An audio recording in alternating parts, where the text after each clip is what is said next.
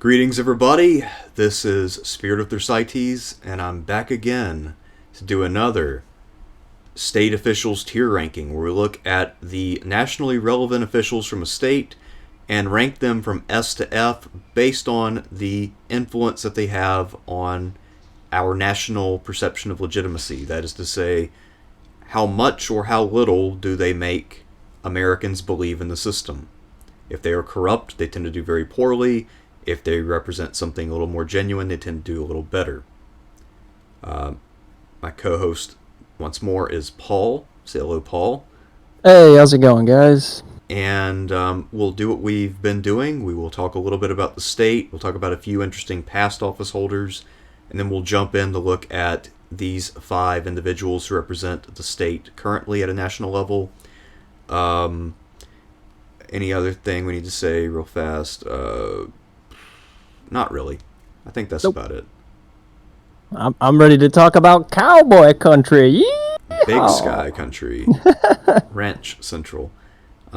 Actually, I was in Montana not too long ago. Last summer, we visited Yellowstone. We flew into Bozeman, Montana. I was going to ask, did you go to Yellowstone? Yep. I'm not surprised. And Bozeman has a lot to do with the lives. I think 3 of these people had spent time in Bozeman, either for college or that's where they live.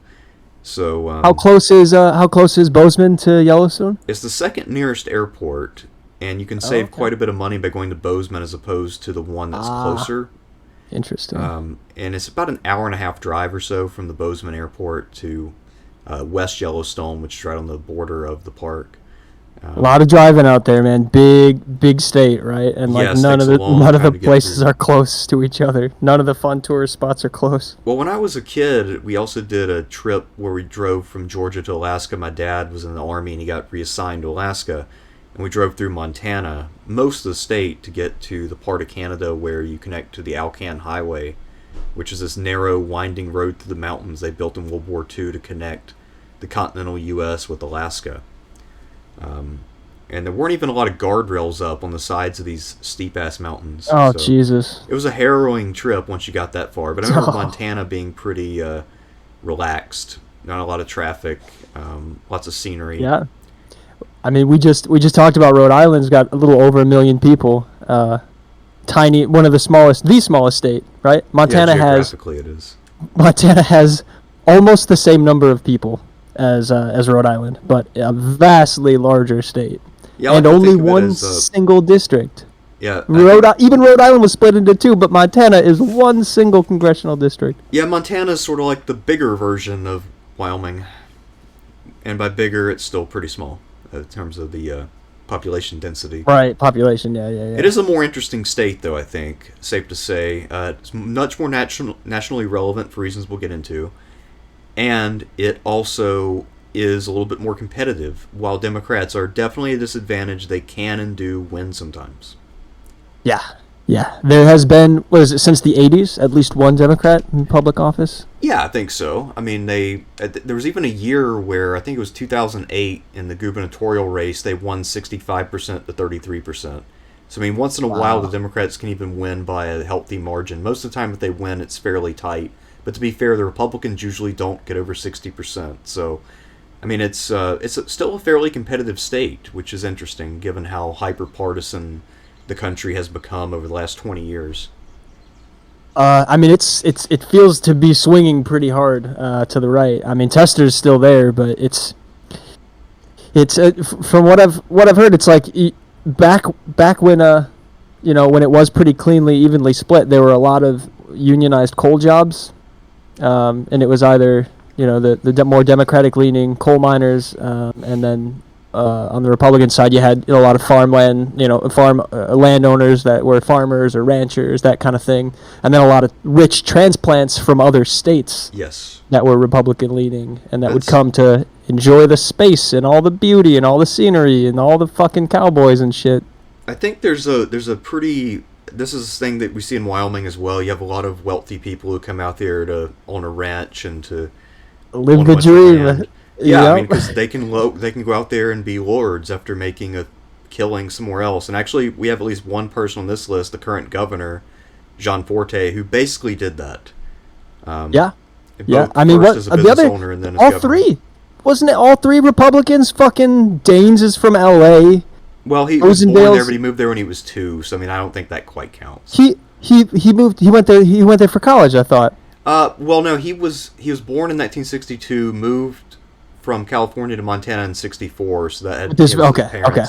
I mean, I don't know if so he's not on the list. Yeah. What so about Rosendale? Rosendale, I think he might be a native Montanan. No, he's born in Baltimore. I'm sorry, he's not. Yeah. Yeah. I didn't think any of the Republicans were. I thought they were all transplants. No, I think emphasis on rich transplants. Well, Juras is a native Montanan. She did spend some time away though, but she's a native. She was meant to balance that fucking ticket. I guarantee it. Yeah, it's interesting. She was a farmer. She was born and raised on a ranch, and her parents were farmers and shit. And yeah, I mean she's pretty thoroughbred Montanan. Yeah, as is Rosendale, I guess is too. I mean he I don't think he's ever lived anywhere else actually. Rosendale? I don't think. Well, I mean, not Rosendale. Excuse me. It's one of the other Tester. ones. Tester. Definitely yeah, Tester. Tester fucking lost it. Oh man, we're all over the place here. Let's do these guys in order. I got a crazy story about Tester. We'll get to those when we. Let's talk about a few. Let's talk about why Montana is actually significant nationwide. Not only because it's sort of a bellwether in the sense that it does swing a bit. I don't think it swings quite with national trends though. It's not like Rhode Island, which kind of just does whatever it does, but it doesn't follow national trends super closely. Right. It sort of reflects them a bit, but not 100%. Because they've got a lot of space to spread out and like have their own thoughts, Yeah, and also I feel like a lot of their issues that they deal with tend to be a bit more regional. So a lot of them are worried about things such as agricultural issues that most states don't really think about. I know one thing that's actually an issue there that people there are upset about, at least people who own land. They're really pissed about bison wandering from Yellowstone and trampling their lands and eating their grain or grazing on their land. Oh, shit. But of course, the bison don't know where they're supposed to be and where they're not supposed to be, so they just wander around. I mean, animals wandering around seems to be a pretty common trope here. I mean, when we get to Gianforte. Yeah, so there are some issues here, which that's part of why it doesn't quite follow national trends, is because the issues here tend to be, at least in some cases, pretty unique. When it comes to the state's, I guess, intellectual climate, while we will see at least one candidate who's clearly a hardcore social conservative and then some others who throw bones to it, for the most part, in the West, there's a bit more of a libertarian bent. So things like religion tend to be not emphasized all that strongly compared to a lot of other places where you have a huge Republican population. So that's an interesting dynamic. Let's see, what else is interesting about Montana? Oh, so the main thing that makes it nationally relevant, though, is that for a long time, because Montana doesn't have a dominant industry, that means that their senators are effectively up for sale for the whole country.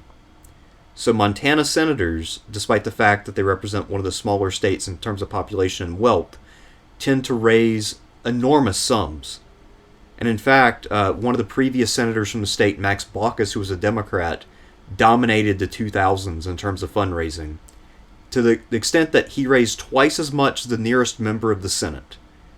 And if you look at the next 10, the numbers 2 through 10 on the top raisers, this is back when Republicans really dominated corporate money.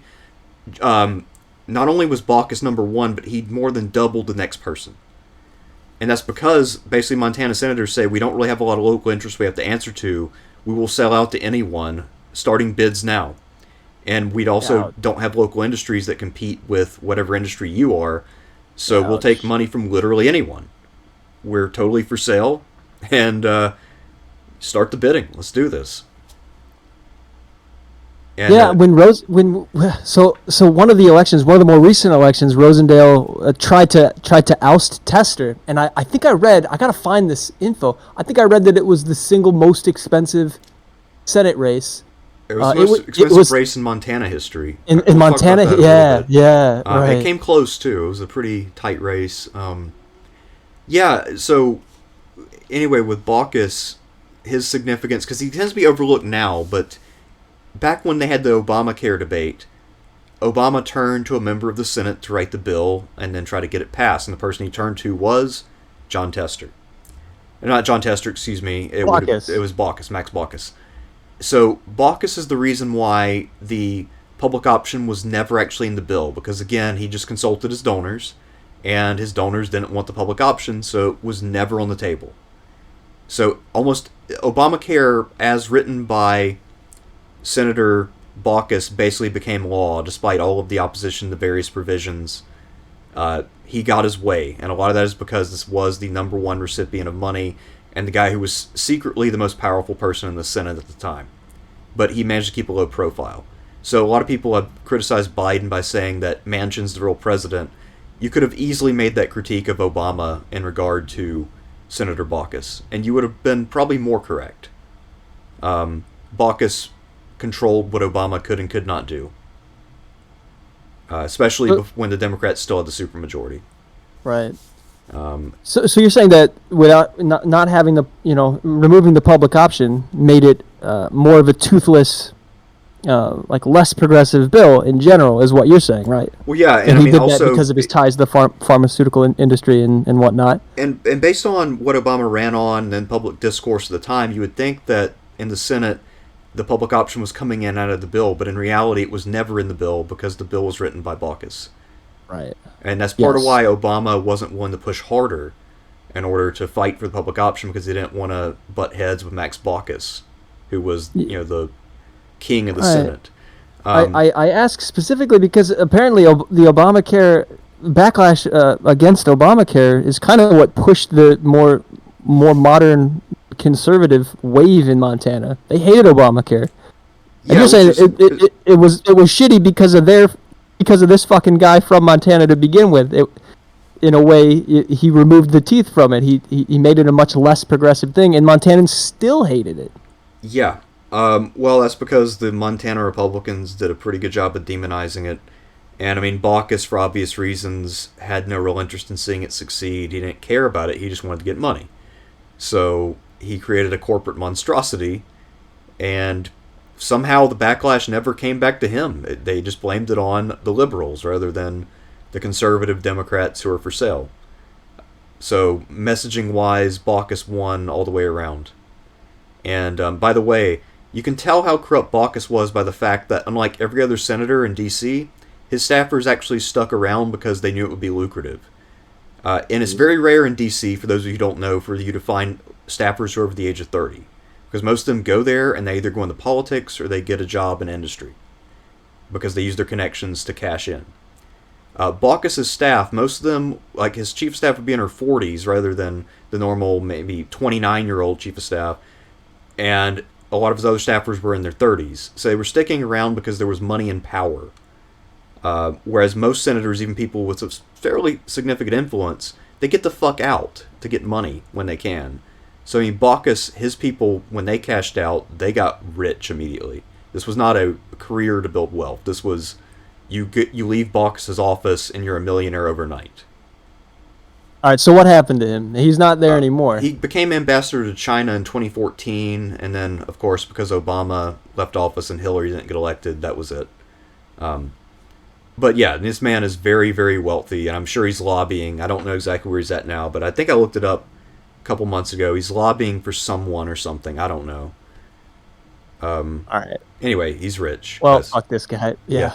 And another person I'd like to bring up briefly is Steve Bullock, who was the governor up until early 2021. Yes. He was a 2020 Democrat, so I covered him in one of my old series. He surprisingly progressive, given that he comes from Montana. And I was also surprised he didn't make at least a little bit more noise in the primary, because I'm surprised he wasn't running as someone who could win in red states, since he did win pretty handily in his gubernatorial races. But he did run and lose in the 2020 Senate race, to be fair. Yes. Who's the...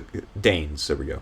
Yeah, he lost to Daines. So yeah, I mean, this is what I knew, the more conservative wave kind of stemming from this whole Obamacare era.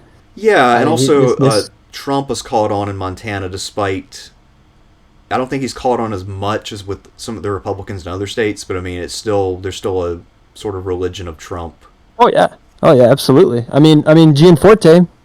Yeah, I don't know if I want to skip around like this that much, but I'll leave it at this. Gianforte absolutely did not support Trump during the primaries. Then the second he won the primaries, he's sucking his dick, you know? Yep. No, I mean, Gianforte is kind of the funniest example in many ways because he went from effectively questioning Trump's competence because he looked at him as a fellow businessman and saw someone who's unviable, to saying, Trump's a business genius just like me. I will be the Montana version of Trump.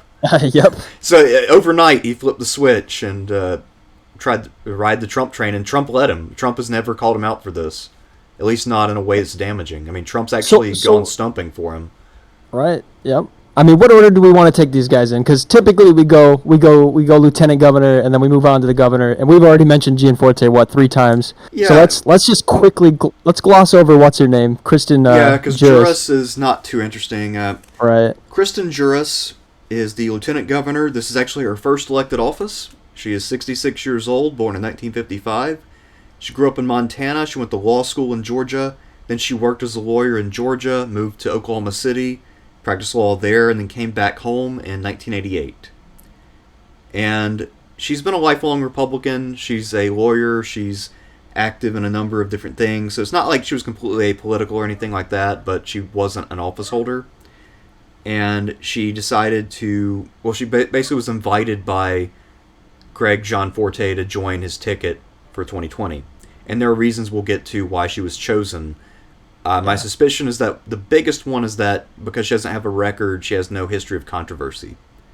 So she ran for the what was it? The one of the courts in Montana. I think it's Montana Supreme Court. She did run for something, yeah, but I mean, and she didn't win, and she ran on being an outsider, saying that she wasn't steeped in all of this law crap, whatever, and she was criticized by the guy she was running against for being blatantly partisan, blatantly conservative, and she wouldn't be able to separate her religion from her work, so she ended up, I don't know if that's why she lost the race, but that was kind of the fuss about her while she was running. And I think that attracted Gianforte. He's like, okay, I want her. She's a native. She's conservative. She's partisan. Fuck yeah. Yeah, so I put her on the ticket. I think that's a lot of it. Yeah, you're talking about the 2016 Supreme Court race where she lost to Dick Sandifer. Yeah. And by Montana standards, he's considered a liberal judge. Although, to be fair, he defended himself effectively against that charge. As he points out, if you look at his donors, he has about 130-something Republicans who give him money and 120 Democrats, so he's pretty much in the middle. He's pro-choice, but other than that, he's not clearly very liberal. He does get support from liberal groups because what are their options? It's Montana. But yeah, this guy is not like a leftist, but I think she tried to paint him that way, and he also defended against that fairly ably, while also painting her as a partisan hack and somebody who's a bit of an extremist. Although when she talks about, you said she sort of ran an anti-intellectual campaign, the problem with that is not only is she a lawyer, but one of her other part-time jobs is she teaches at a law school as an adjunct. So she's a professor and a lawyer, and she's trying to claim, I'm not in that fancy law shit. Not necessarily anti-intellectual, but just because she's so different and because she hasn't worked in the courts, that's why she says she would be good at it. Not necessarily anti-intellectual. Yeah, I mean... But yeah, I get what you're saying. But it's also hard in general to be elected to a high-ranking judgeship if you have no previous experience on the bench. Yeah, because absolutely. Even people who are more likely to support you for partisan reasons might be a bit more skeptical than normal. Especially if you're running at a relatively advanced stage and your views are pretty crystallized.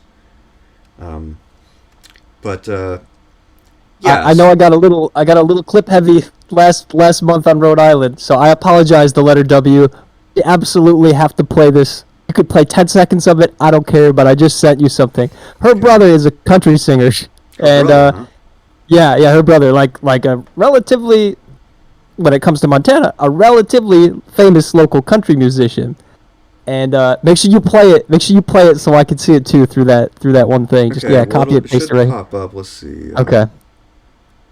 Is this the Wiley Gustafson? The second one, yeah. Okay. Do the second one. All right. With Merle Haggard. All right. Well, let's see where it comes up.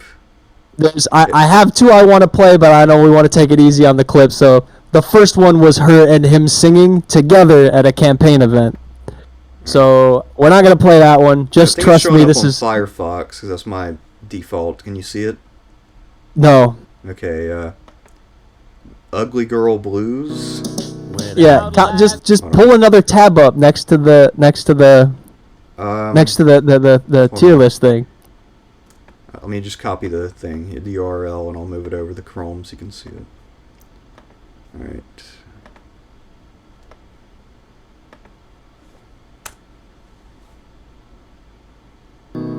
Went out last night in So that's search it. of romance. Thought I might get lucky, so I took a chance. But now I'm feeling low. An ugly girl told me no. Is this her brother?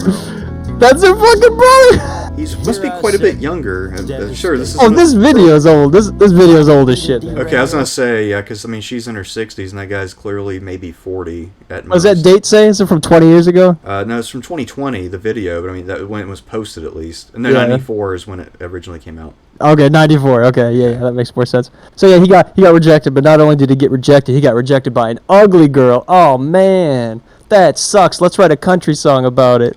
Well, I feel like most country songs are about either rejection or depression. So. Yeah, but like, I don't know. It just reeks of misogyny, man. Yeah. It's like, yeah, man. I mean, these ugly girls. What options do they have? You're gonna turn me down? Come on, I look like Egon, for fuck's sake, you know. One of the Ghostbusters. There are only 4. Yeah. You could add one of them. But no. Yeah, Juras. Let's see. She has 3 kids. She's just not that interesting. She was clearly picked because she would balance the ticket, give him more of a local Montana feel, and someone that people know. They all know her brother, and they know now they know. They okay, we could trust her. She grew up on a ranch. Her brother's a country singer. Man, she's one of us. She's one of us. So. I watched videos of her, and she doesn't really remind me of this when she's speaking. I would say she's got average speaking skills and charisma. I mean, nothing extraordinary. For a state level, not too bad. But in the still pictures, she kind of looks like Louis Anderson's character in Baskets. I'm not familiar. You should be able to see it now. Oh, man. Yeah. Youch. Youch. Because I mean, she doesn't look that bad when she's actually in video, but in a lot of the still shots, she does look like Louis Anderson. Maybe she's the ugly girl her brother was singing about. I mean, maybe. I mean, I don't. No, really, I'm your brother. Anyway, I'm your sister. With Juras, I feel like other thing interesting. She actually didn't raise very much money when she ran for lieutenant governor because basically Greg Gianforte funded most of his campaign. They didn't have to raise it. Yeah, exactly. They did raise some money. They raised about $3 million-ish as a ticket, but of the $10 million they ran with in total, $7 million was out of Greg's pocket. Yeah, dude's like a multi-billionaire, right? He's fucking filthy rich. His official net worth is only $189 million, but he did sell his company for $280 something at one point. So I feel like his net worth is being underreported. But no surprise there. But we can move on because he's way more interesting than her. So how do we rank Juras? Because the thing is, she hasn't really done that much. I don't know. So, I can't put her in the F category because she hasn't really done that much. She certainly represents Montana. She represents parts of it. Yeah, I mean. Yeah, right. The ranchers and the real right wing conservative groups. I mean, it's hard to say with her. I mean, I guess. And I can't really say she's corrupt at this point because she basically just ran with some rich dude who funded himself. She seems to be legitimately deeply conservative, so she doesn't seem like a shill. Right. I mean, maybe a C. Also, by the way, just like often, this list is not working. So I mean, I'd say C is probably fair. Yeah, I mean, I don't think she doesn't. To me, she does seem like somebody who would come out of a legitimate election and represents the views of the state. Although if I lived in the state, I would not be too happy about having her as lieutenant governor. That being said, given the possibility of putting her in the governorship in place of the guy she ran with, I'd be all for that. So let's talk about Greg Gianforte. Easily the most interesting person on this week's list. Yeah. For all the wrong this reasons. He's a billionaire, can't control his temper, used to getting everything he wants. Politically, he basically just parrots anything Trump says. Yeah, and as we said, his support of Trump is clearly superficial because he only latched on to Trump when it became clear that the base was in the Trump. Before that, he basically said Trump was a moron or tried to keep his distance. But to be fair, Rush Limbaugh did the same thing, and a lot of conservative bigwigs before they started suckling at the teat. What is interesting about him is he lost. He ran first for Congress. He ran for the open house seat, and this was right after Trump got elected president. Gianforte wanted real bad to be that representative, and Trump loved him, right? So they sent. First of all, Trump tweeted about him multiple times. Greg's a great guy. Yeah, we love him. Blah blah blah blah. And then Trump Jr. went down there for I think a week. Campaigned for him down there for a week. Yeah. They loved him. They're like they. No, they got all about they became all about Gianforte. Let's see. Let's talk about his business background real fast. He grew up fairly wealthy, and he grew up in San Diego. I think his dad was originally from New Jersey. But both of his parents were in the aerospace industry. His dad then went on to do real estate. His mom became a math teacher. But he came from an educated, well-off family. He went to college in Bozeman. That's how he sort of... I think he went to college in Bozeman at least. I might be wrong about that. I'm sorry if I am. But anyway, he went to college, became a software engineer, and he got in the tech industry starting in the late 70s, early 80s. I think he graduated in 83 from college. He went to college in New Jersey. Yeah, so he Hoboken. and then he graduated in 83.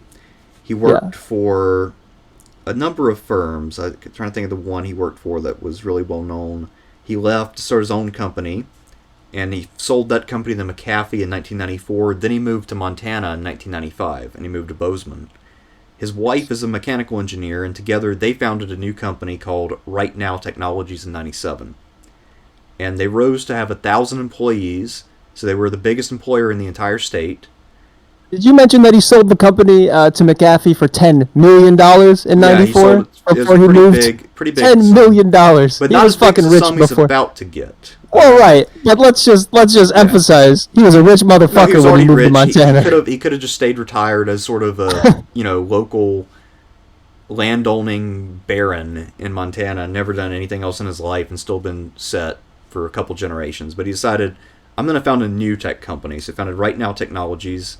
Like I said, 1,000 employees, biggest employer in the state, and they made most of their money through government contracts, where they were responsible for handling the search tools on the Social Security and Medicare websites. So, pretty big business and a pretty lucrative contracts. This is a guy who's already extremely well connected politically. So he knows he's got the first name and phone number of every senator and congressperson from Montana and probably from a lot of the surrounding areas as well. So eventually he put his company on the market after it went public, and they sold the company to Oracle for $1.5 billion, with Gianforte getting $290 million just for his shares. As for why he didn't retire after he just moved, he moved out there with $10 million, he says he outlined his position on retirement by using the biblical example of Noah. He said, "There's nothing in the Bible that talks about retirement, and yet it's been an accepted concept in our culture today. Nowhere does it say, well, he was a good and faithful servant, so he went out to the beach." The example I think of is Noah. How old was Noah when he built the ark? 600! 600 years old was Noah when he built the ark. He wasn't like cashing some social security checks. He wasn't hanging out. He was working. 600-year-old Noah. So I think we have an obligation to work. The role we have in work may change over time, but the concept of retirement is not biblical. Okay, so yeah, you can tell this man grew up rich because people who grew up wealthy work in non-physical jobs that you can do past the age of 65. But until they're 600 years old. That's how long they work in those. If you're like fucking construction or something, you don't want to be there at 87 operating a crane. Yeah, I mean, software engineering. That's easy enough. I mean, yeah, at least it's not. You can sit at home. Yeah, right. And especially if you're the executive, you just issue orders and then play putt-putt in your office. But yeah, anyway, so this guy clearly set for life, and as you mentioned, extremely religious. But we'll circle back to that in just a minute, because I found a fact. I don't know if you know it or not, but if you don't know it, this is one that you won't like. Anyway, he did also sue somebody for libel because one of his political opponents said that his company outsourced jobs, which they did. So they would get contracts and then hire people abroad to fulfill those contracts. They did not create jobs domestically in many cases when they got those big government contracts. To be fair, there is not a requirement, or there wasn't at the time at least. I think Obama tried to put something like that in place. I don't know if it actually stuck. And I know both Trump and Biden have talked about that as well. It's one of those things where a lot of people see the merit in that, but it usually doesn't happen because, again, both parties are bought and sold by corporations who want to make bank, and they don't really give a fuck about workers. So. Oh no, he's a young Earth creationist too. Oh, he is. I did not know that. Yes, I did not know that. Yes, he's a young Earth creationist, a very hardcore one, by the way. And he donated at least $290,000 to Glendive Dinosaur and Fossil Museum, which is basically the Creation Museum of Montana. Just basically one of the imitators of Ken Ham and the original Creationist Museum in Kentucky. So I think it goes without saying his stance on climate change. Then I don't even think I have to. Yeah, to mention so it. he's got a horrible record on the environment, and also he thinks that dinosaurs lived until 4,300 years ago. Wow. Okay. So, okay. yeah. So we mentioned last month that I wanted to start a science channel, and that channel is not political. I'm rarely going to talk about politics except for where it intersects with science. And I don't even think I'm going to swear on that channel at all, so it's going to fucking suck. I apologize in advance. But I'm gonna link that in the comments, or at least in the description or something. Yeah. This kind of shit is fucking insane. Like, how can you hold these actual... Like, the Earth is 6 to 10,000 years old? That's insane. That's completely insane. And he's a billionaire. Like, how... Like, those two things, to me, are... It's insane that they can't even possibly go hand in hand. Well, I mean, part of the effect of making a bunch of money is that it causes you to think, oh, I'm a genius. I mean, Bill Gates thinks he's a genius in every field because he made a bunch of money with computers. So at one point he was talking about climate change. He was proposing putting more sulfur in the atmosphere to reflect way more sunlight. And because he was a billionaire, people were pussyfooting around with him. They didn't tell him, dude, that would cause mass famines. It would fuck up the soil. You idiot. You can't put a bunch of sulfur in the atmosphere without dire consequences. So, I mean, it took forever to get that. And Bill Gates is a much more reasonable person than Gianforte. Oh, you yeah. can only imagine what we're dealing with here. Yeah. And with this guy, if you think the world's 6,000 years old, I have to question whether you're a functioning, rational human being. No offense to anyone who might be. Good news. He's not. I think we could probably talk about him running for that open seat. So he's the governor now, but before he was the governor, right after Trump got elected, he ran in the special election, and during his campaigning for the special election, he's going to get grilled by reporters. They're going to ask him questions, sometimes hard questions, sometimes annoying questions, right? It's just going to happen. Sure enough, he decided that it would be a good idea, that when he was tired of answering questions, to literally, physically slam a reporter into the ground, break his glasses, and kick him out. Yeah. Like how? There's a clip. There's no clip of the actual thing happening. Because there were a bunch of clips. I think everybody, if you just remember, this is 2017. This happened. It was all over the news for a long time. I just sent you the audio. So the reporter had a microphone in his hand while it was happening. So yeah, It's like 20 seconds long. This one's totally worth listening to. But okay, if you don't want to, that's fine. Yeah, That's fine. I felt like that was one that people who were watching this channel were paying attention back then. They would have definitely heard of it. That's one of those I think it's worth things hearing. I think it's worth hearing. He physically assaults this guy. He's got a fucking mugshot now. He's a governor that has a mugshot. Although because of his wealth and influence, and because at this time he was a congressman, but because of all that, No, he wasn't a congressman yet. He wasn't a congressman yet. Okay, you're right. But this guy, they waited 90 days to officially process him into jail.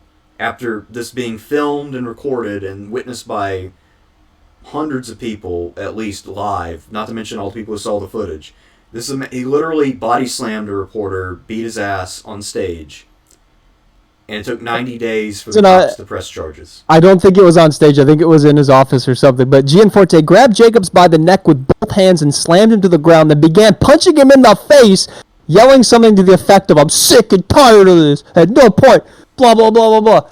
Yeah, it's nuts. Yeah. It's fucking nuts, dude. So you would think that might... I thought he was religious. I thought he was so fucking religious. What happened to caring about people? Jesus. Well, I mean, he must be more of an Old Testament kind of guy. But anyway, so not only did he not really get in trouble for this, I mean, technically he was assigned a little bit of community service and anger management.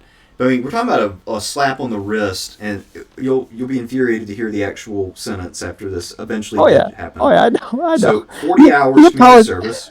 20 hours anger management, and he had a 180-day deferred sentence, which I'm not sure exactly how that works, but I'm pretty sure it means he doesn't have to do anything. Maybe house arrest or some bullshit like that. Or, $300 fine, so an entire $300, so bank breaking, and an $85 court fee. He did donate $50,000 to some charity to protect reporters, so that's good. And he also publicly apologized, which is good too. Although all that was undone by the fact that later on, as Trump praised him for beating a reporter's ass, it's basically become his thing. Is like, I fuck up reporters. I body slammed a reporter. Yeah, the WWE-ification of politics continues in the most literal way possible. Reporters aren't known for being physically intimidating people, so. But you're just kind of a bully. That's kind of all you are. I mean, actually, to be fair, I mean, Gianforte is pretty built for a software engineer. You know, I feel like most software engineers are more like Bill Gates. Yeah, but the guy he body slammed, I'm saying. The guy he body slammed was not. Scrawny dude, but... Yeah. Yeah, I don't know. I feel for his kids, man. I don't know if he has kids, but I hope he doesn't body slam them when he gets mad. He just snaps. You guys gotta go listen to this audio. He's talking, perfectly calm. You're gonna need to ask Shane about that. Okay, well, I don't want to answer this question. I'm sorry, you fucking guy. He slams it, oh my god, it's just nuts. He just turns on a dime. This dude's unstable. At minimum, he's unstable. There's also a factor involved, you know how rich guys are. Cocaine. That causes that kind of behavior. I don't think it's cocaine. I think that he's sober. I think he's sober in the worst way. I think he bottles his emotions. None of that's really relevant. Actually, you know what? It is. And more than that, he's known. Like he's. Remember I mentioned earlier about the trope with wild animals wandering into places. Even when protected and tagged animals that are from the nature whatever preserve in Yellowstone wander onto his land, he just fucking shoots them. He hunts them and shoots them. There are multiple cases and multiple examples of this, but one in particular, you need to be licensed for certain kinds of animals, right? To kill certain kinds of animals. He killed some wolf with no license, no training, no nothing, just as like, I was on my property, so I fucking shot it. Outside of that, a mountain lion chased up a tree by dogs and shot by Montana Governor Greg Gianforte. Multiple, like there's a mountain lion, a wolf, and anything. It wanders onto his property, man, he's gonna fucking shoot it. Yeah, and that's in the context of, there's a big federal initiative to restock the wolf population at Yellowstone because it actually is vital to the overall ecosystem.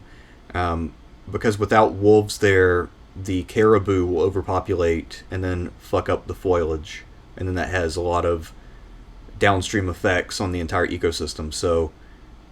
Shooting wolves is not a great idea. He described entertaining investment bankers from Scotland and New York at his Montana home in connection with his company's public stock offering, where he served them a dinner of mountain lion teriyaki, antelope chops wrapped in bacon, and elk tenderloin.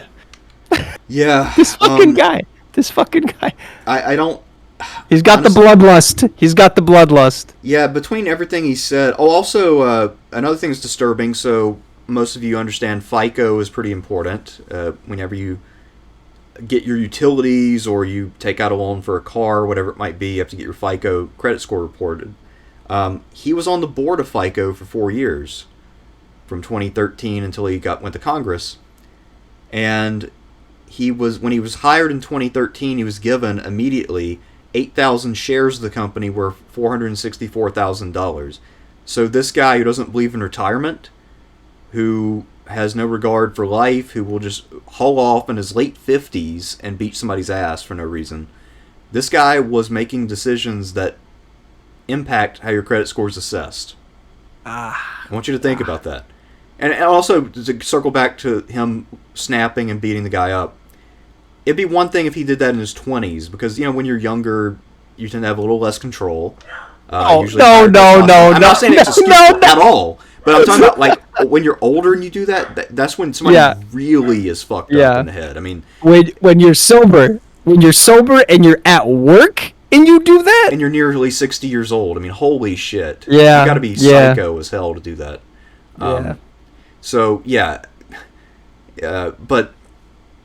this guy has serious issues, and unfortunately, because of our current political climate, let's say if Trump, for whatever reason, doesn't run... Gianforte, aside from, say, Ron DeSantis, is sort of one of the firmer facsimiles of Donald Trump. One of the better imitators. Yeah, you know what, though, I will say that he tends not to really get into the... I mean, as far as I know, I did as deep of a dive as I could.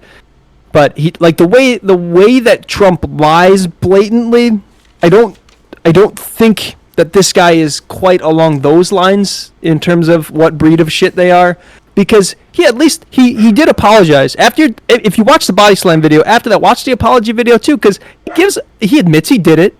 He says he snapped. He says he's sorry, and he says, please forgive me.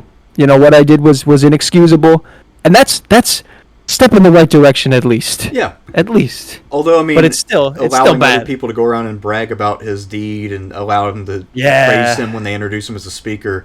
Yeah. I feel like that apology was I forgot about that. And it was just to cover his ass so he could continue. I mean, he's Lutheran. Those fucking Lutherans, man. I was raised Lutheran. Lutherans believe it doesn't matter how bad you fuck up, just go apologize to God and you'll be fine. Lutheranism is Catholicism without the Pope. Catholics are different. No, Catholics are works and belief. Shit, so. Protestants are belief alone. Protestants believe that you're always shit, you'll be shit forever, so just apologize to God. God knows you're going to fuck up. As long as you believe in him, you're fine. Although, Catholics are... I mean, of all the Protestant denominations, Lutheranism is by far the closest to Catholicism. Yeah. Oh, yeah. I mean they're similar. They're similar. The hierarchy's not there for the church, so it's a little more free-flowing. That's the main difference in the structure. That's the difference in the structure, but in terms of belief, I mean, that's a critical thing. Because Catholics... Protestants believe faith alone. Catholics don't believe that. Catholics, it's both. Faith and works. Yeah, although the Lutherans don't go as far with that as most of the other Protestants do. Because, I mean, most of the other Protestants, like some of the evangelicals, they would say, okay, if you're a serial killer and you rack up a huge body count... and just apologize right before. Apologize right before you hit the chair and you'll be good. Right. So. Another thing that's going to end up being common with some of these other guys is Gianforte indicated that he owned $150,000 worth of shares in Vanek Vector's Russia ETF and 92,400 in shares of MSCF Russian ETF. Blah, blah, blah, blah, blah. The investments attracted attention because they included shares in Gazprom and Rosneft. Yeah. And I don't know if you guys need any more information on those guys. Go look them up. But Russia's going to rear its ugly head in Montana politics more than once. Well, the thing is, too, with Gianforte, though, I think his defense in this case actually did make sense. He said, I'm so "You don't rich. understand how fucking rich I am. That means nothing to me." I believe like, okay, it. you I know, believe normally, it. I mean, looking at his net worth, actually, yeah, I kind of agree with what he said there. Yeah, no, I believe it. I believe it. That's a fair enough defense. Because that'd be the But equivalent of, say, if I were running for office and it turned out that you had given me $20 a few years ago, and then they're like, "Oh shit, he's beholden to Paul." right. But yeah, anyway. So yeah, Gianforte, and that also just shows in general how many financial links there are between Russian companies and Russian oligarchs in the West, and actually that goes much, much deeper. Another place where the Russian oligarchs have actually invested most of their money, or at least a lot of it, is the London Stock Exchange. So the hands of the British are a bit tied when it comes to dealing with Russia.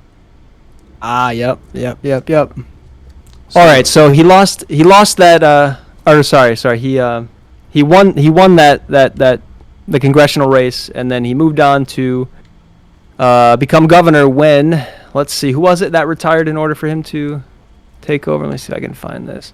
It's not really important. Oh, who retired for him? What's his name? Bullock was term limited. Ah, that's right. Yeah. So he became governor right when COVID started doing its thing, and he's always been very against masking, against any sort of vaccination mandates, anything like that. On February 12th, 2021, amid the COVID pandemic, he lifted Montana's statewide mask mandate. On the previous day, he signed a bill giving liability protections for businesses and healthcare, yada yada yada. Pretty shortly afterwards, I think it's April or March. He sure enough he tested positive, so no surprise there. God knows how many people he spread COVID to. Well, I mean, if you have COVID, all you gotta do is body slam another person, and you're good. Right. Thank God that was 3 years in advance. That was way before COVID. Thank God. Another shitty thing. He signed a bill requiring individuals to undergo gender reassignment surgery in order to change their birth certificates. Okay. So that's not only is that like super transphobic and a dickish move, but it's also pretty classist, because you know how expensive it is Very. to have that shit done. Man, I'd be one of the trans women walking around with my dick for sure, because guess what? I couldn't afford to have it removed. Yeah. No. So that's it's just one of those little things he does to try to appeal to his base. And I mean, in his case, it does seem like he actually believes it. This is something. Oh yeah. He I'm sure he thinks does. for Jesus, but it's just an inconvenience. And I mean, to be fair, we already know if you're trans, gay, or whatever, you're probably not going to stick around in Montana for too long. You're probably gonna go somewhere else. Right. So it probably honestly doesn't make a huge difference, even though it does seem like it would be outrageous. And in practice, it probably doesn't mean that much. Yeah. Well, to people, well, you know what? There's a lot of, cause rich people move to Montana because it's beautiful and they enjoy the scenery. Guess what? There are a lot of rich hipsters too, man. And there's what is it? Billings? No, Billings, Butte. probably. I think Butte is a liberal stronghold. They have a lot of liberals out there. He's definitely pissing people off, man. Oh, no, not sure everyone's happy about that. I mean, because like we said, there still are actual Democrats living in the state. Right, a lot. And they have some pull. I mean, they're not the dominant faction by any stretch of the imagination, but they're not powerless either. Montana swung for Clinton. I mean, which I guess really isn't a surprise. Not Hillary. Well, of course. Bill. Bill. You mean the Clinton who won? But yeah, so I mean, Gianforte to me he does represent a state in certain ways, but at the same time, if you look at his effect on national legitimacy, I think he's a clear F. This guy undermines a lot of our institutions, because this is a guy who bought his way in the office by being fabulously wealthy. He bought his way into power in the state itself before that. He outsourced jobs while claiming he didn't, and then sued anybody who would contest that. He assaulted a reporter because he felt entitled. He got away with it completely because there's no accountability for because he was rich. Yeah. I mean, this guy is the living embodiment of everything that's wrong with the country. Not to mention, I mean, and I guess to be fair, the young earth creationism, I feel like that's all secondary, because there are plenty of people who don't have power, because normally those views are held by people who don't have power. But in his case, this is someone who does have power and promotes that kind of horseshit.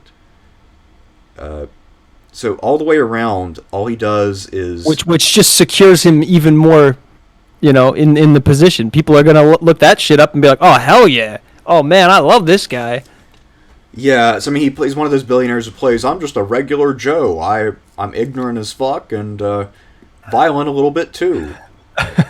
I'm just like you, except I have a multi-million-dollar home where I hunt mountain lions and shoot wolves. I mean, well, I'm just like you. I can violate federal law with impunity.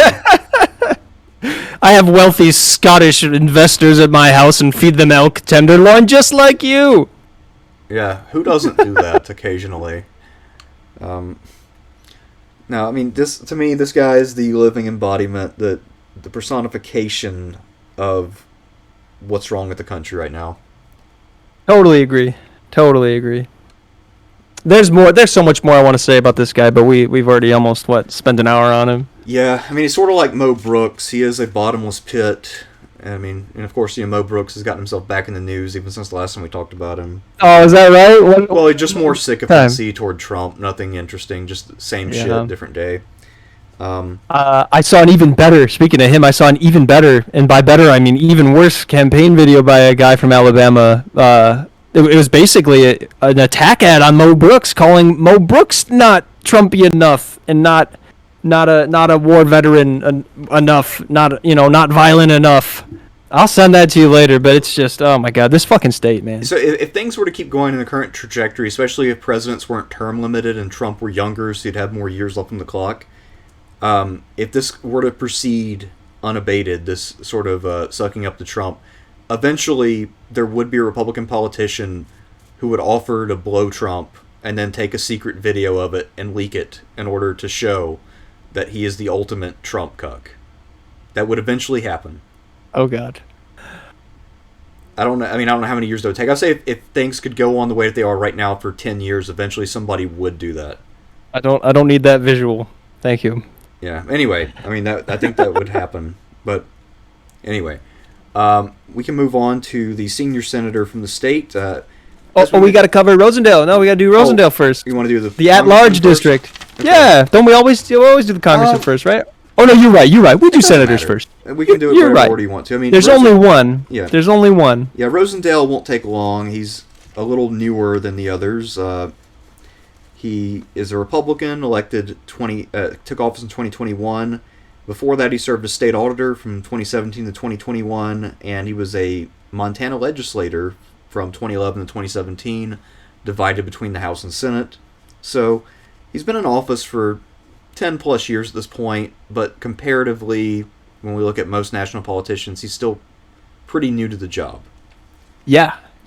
Before he got his seat here in the House, he tried to run against Tester. This is when we mentioned the most expensive election in Montana history, with more than $70 million spent between the two guys. Tester's campaign had a huge cash advantage, raising and spending $21 million to Rosendale's $6 million. Tester won 50.3 to Rosendale's 46.8. So this guy, he grew some balls. He's like, I'm gonna run against fucking Tester. I'm gonna remove Tester. He's a Democrat. I can beat him, and he just got fucking bitch slapped. I mean, he didn't lose. In terms of spending, no, that was a drop in the bucket, man. Well, Tester spent three times as much. Well, it's partly a trend too with national Democrats becoming somehow even more corporate than the Republicans in the last few years. Although the Republicans have not become less corporate. So Tester's donations, though. Tester's donations, the majority, millions, are from a single retired individual. He doesn't have a ton of company back, a lot of company backing. It's just one super rich guy. We had Tester. And Gianforte is the one super rich guy that boosted his own campaign. Yeah, no, Tester in many ways is the true heir to Max Baucus, and we'll talk about that when we get to him. But in terms of being a Democrat who will take money from any company and do their bidding, Tester is that guy. Now he's not as good at his Baucus, but he's still... You think? Okay. Oh, yeah. Absolutely. So Rosendale here, he got 4 Trump visits when he ran for the Senate in 2018. Yeah. And 3 Pence visits. That's pretty incredible, considering That's he was really, a state auditor. I mean, that's insane, actually. And it does show you, again, although Montana has very few people and doesn't have that much total wealth, because it is on the auction block, the state still gets a lot of attention from D.C. He has maxed out donations from Grimway Enterprises, Central Ford, Apple Incorporated fucking backed this guy, A10 Capital, Western National Group, so tons and tons of donations from all those companies and stuff. The most he got from any retired individual was 151 grand, so that's not that much compared to what some of these other guys get. But he was in the news because he and what's his name? I think was it Trump? It couldn't have been Trump. He and somebody was receiving under the table donations 400 grand from the NRA that was not reported, super illegal. He's accused of violating federal election law along with none other than Senator Josh Hawley and former President Donald J. Trump by working with the NRA and marketing firm directly to benefit his campaign but not reporting it. Wow. I did not know that, but I'm not surprised. And also, I mean, it's worth noting the NRA at this point, at one point it actually did judge politicians based on their record, but now it literally is just an arm of the Republican Party. And it barely makes an effort to conceal that. Yeah, totally. And I mean, why do you... It's Gun Owners of America, whatever it's called. Now that one's basically the NRA, but they're completely obvious about everything that they do. So if you imagine an NRA that's even more blatantly just a Republican front, because at least the NRA started out as being an actual independent thing, whereas Gun Owners of America, this is basically just we're not totally not the Republican Party. He give us money. But yeah, so this one that one's even more blatantly partisan, if you can believe it. So he lost that election. He lost the Senate election against Tester, and then ran again for the, let's see, when did he win? Because I know he's in the House now, so let's find the election. Oh wow. So he won. He lost. I didn't realize he ran. Incumbent Steve Daines announced. Okay. So he ran for the House seat before, but lost in the primaries. I didn't know that. Yeah. So he tried to get that House seat first, lost the primary in 2014, and then ran again and won in 2020. He won the 6-way Republican primary with 48.3% of the vote. Yeah, he mounted the comeback. And he received early endorsements from Donald Trump, and Ted Cruz, Rand Paul, Kevin McCarthy, all those other fucks. Wow, yeah, no, he was fast-tracked. I mean, he got every major big-name Republican in the country. So this is a guy who was very good at lobbying to get himself in the Congress. In a way, he's, I guess, the closest Democratic equivalent of Rosendale in terms of getting big names to come out and bat for him would be Tammy Duckworth out of Illinois.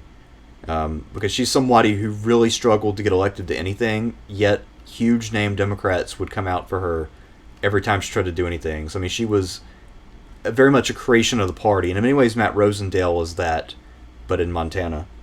And there's something fucking shady going on with him, too. I mean, the NRA stuff aside, he was one of, 2 or 3 Republican Congress people that voted against aid to Ukraine. And I have a clip of it, but I know how you guys feel about clips. He literally said, why would we help Ukraine while they're being invaded by Russia when we aren't helping ourselves while we're being invaded by Mexico? And that is the reason that he denied funding to help Ukraine maintain its sovereignty. Yeah, I mean, because we are being invaded by Mexico. He sounds like a fucking useful idiot for Putin, man. Heard from this guy, he sounds a lot like if you took the comment section out of Rumble and made it a congressperson. Yeah. I mean, this guy is just... Yeah, he's just a right-wing nutter, and that's why he got chosen to be where he's at. He also... one good thing he did, I was able to find out of the many questionable things, he was one of only 49 House Republicans who voted to repeal the authorization of military force against Iraq. Now, granted, this is a dead-letter issue, but still. Yeah. That's one thing I can give him credit for. Well, I mean, in that same breath, you know how the withdrawal from Afghanistan was so bad, and Biden really fucked it up, yada yada. Along with that, we had a lot of people that helped us out there, that translators, people that helped us strategize and like defuse bombs or locate bombs or whatever, that helped us a lot, like helped the U.S. soldiers a lot. Oh yeah. He voted against special immigrant visas for some of the allies. Yeah, he's super anti-immigrant. I noticed that looking at a lot of his statements. I mean, he always takes shots at immigrants every time he speaks. And we didn't mention this, but Montana's got what 99 point something percent U.S. natives. So very, very, very few immigrants there. Well, and the immigrants they do have are from Canada. Well, Matt Rosendale's going to make sure that number ticks up to 100%. Yeah, yeah. There's one district, the most conservative district in Montana, has one Hispanic person, one white Hispanic person, but 100% documented or 100% native born. And you know how they know that? Because they fucking checked that one Hispanic guy's papers and they made damn sure. Yeah. Let's see, what else has he done? I mean, obviously he's very strongly anti-immigrant, which I'm not sure how widespread that sentiment is in Montana, because typically speaking, sort of racial tension usually is in places where there's actual contact between people of different races, rather than isolated outpost. Yeah, but you know what's so interesting about Montana?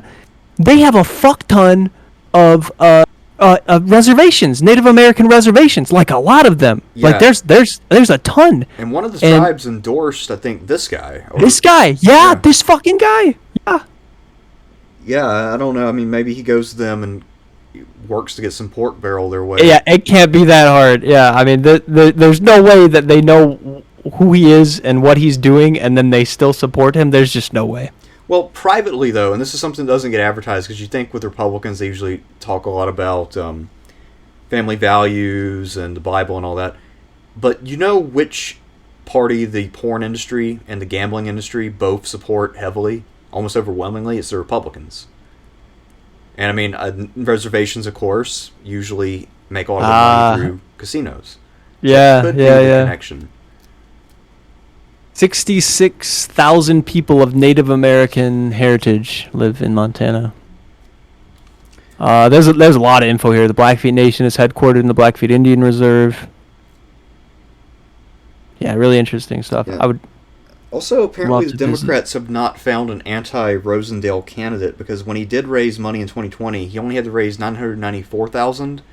He only had to spend $340,000. So the rest of it is in his war chest. So Jesus. He's loaded up for next time. He doesn't even have to do anything, and he'll have plenty of money.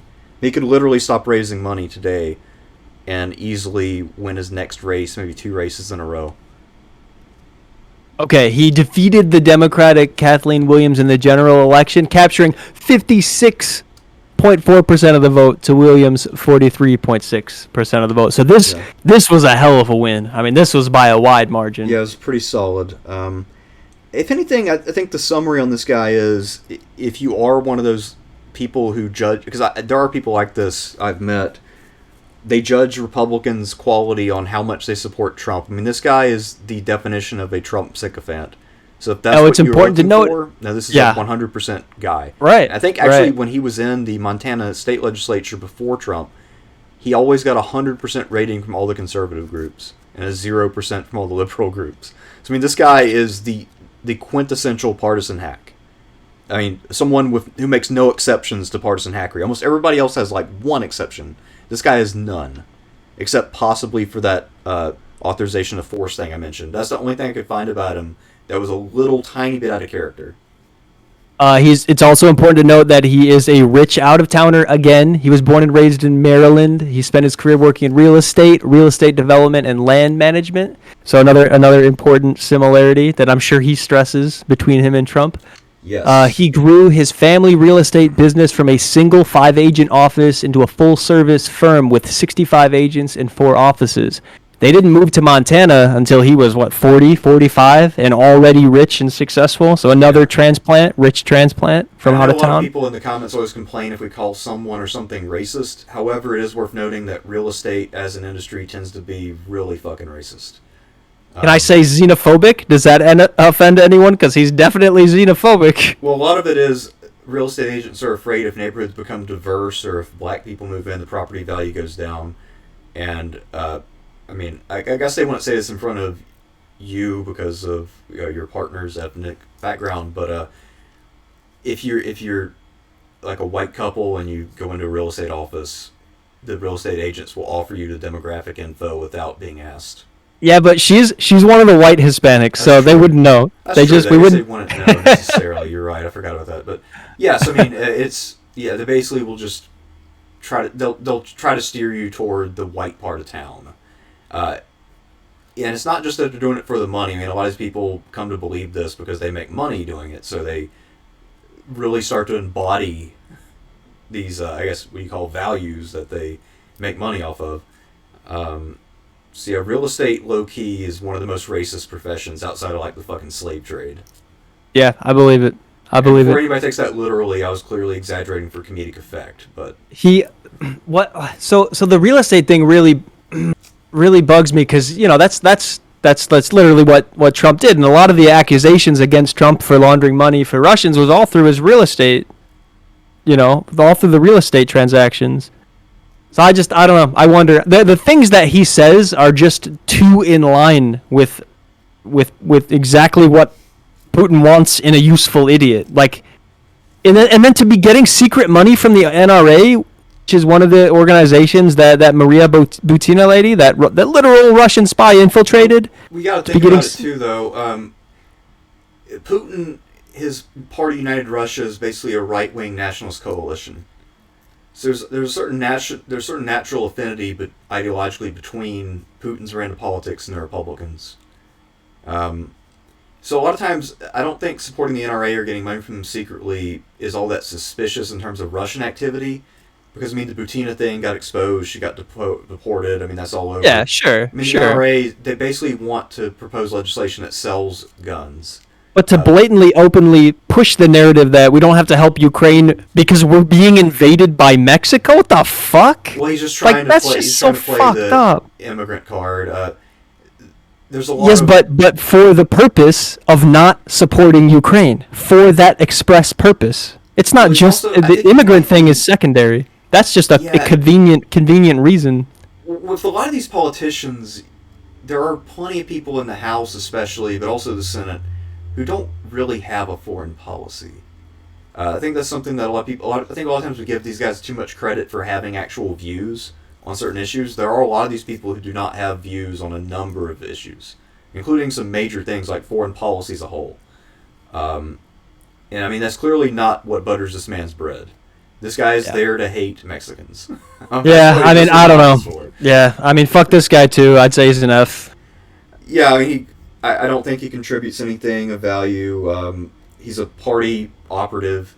Now, he's got his supporters, obviously. He won an election, but this is a guy who promotes partisanship, thrives on it, and makes the country worse by doing what he does and being who he is. He promotes the worst in people, just like the fucking governor, Gianforte. Yep.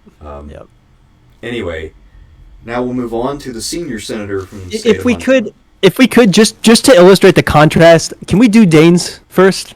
Sure. Daines was the junior senator. Yes. Pictured right here. He is a Republican. He's been in office since 2015.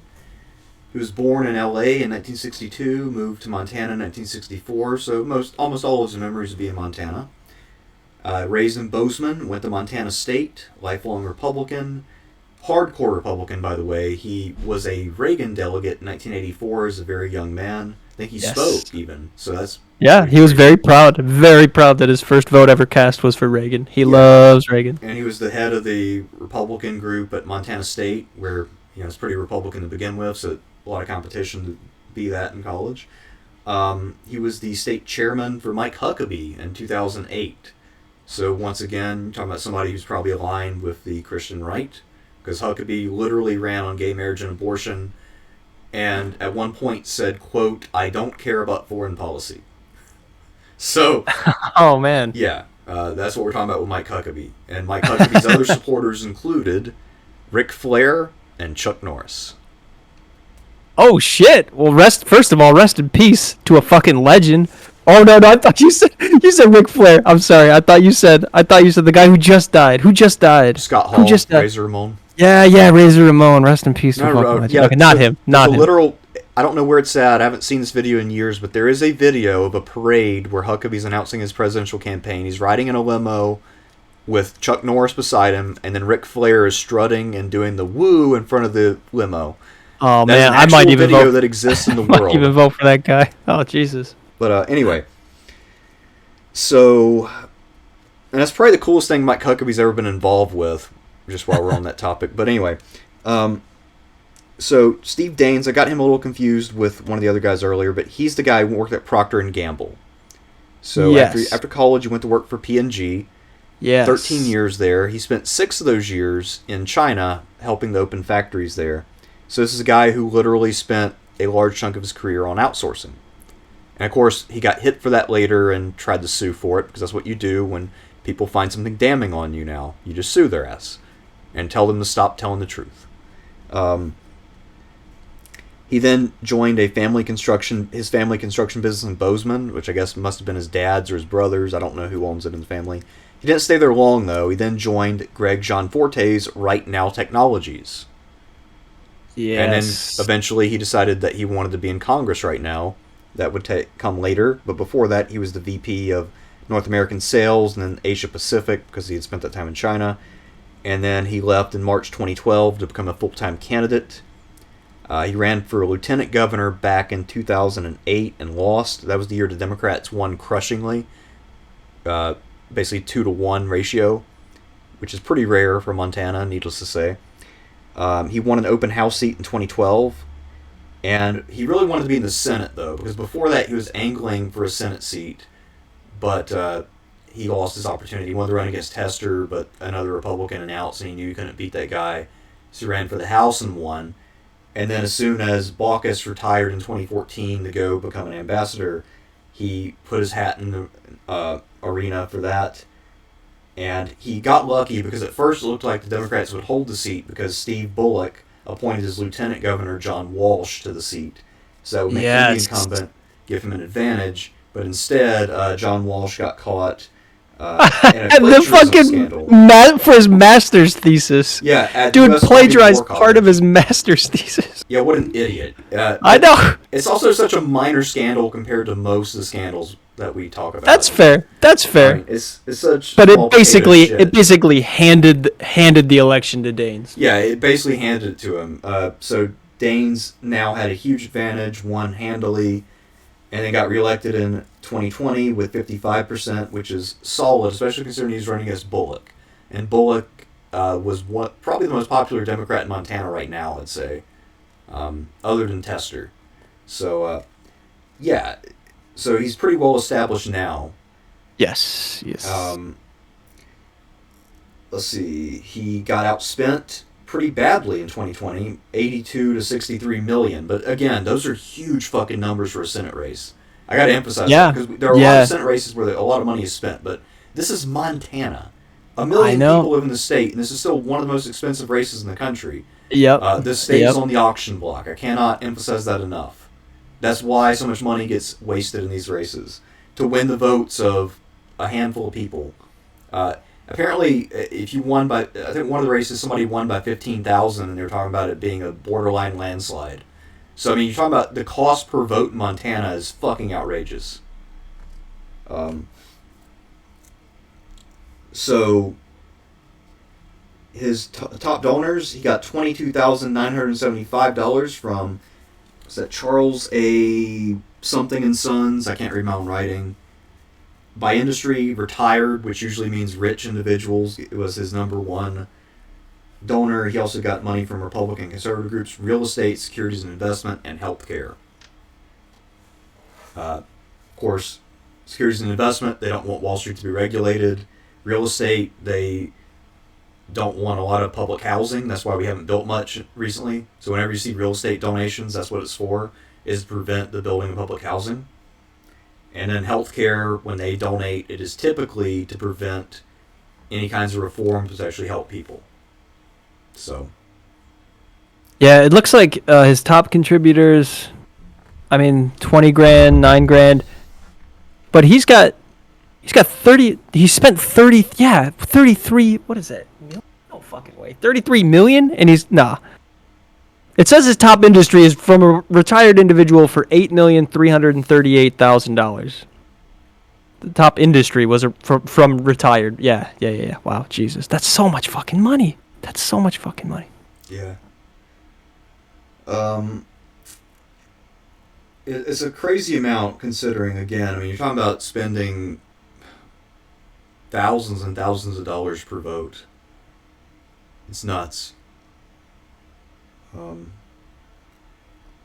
Yeah, so anyway, Daines, I feel like in most ways he's kind of just your run-of-the-mill Republican senator. He's not that interesting. I mean, he's not as controversial as Gianforte or Rosendale.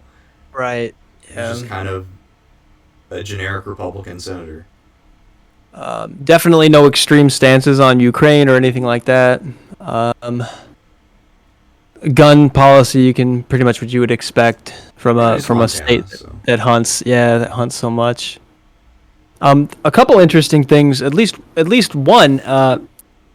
After the Capitol riot stuff, he was holding out. He did want to postpone the vote, and he objected to the results.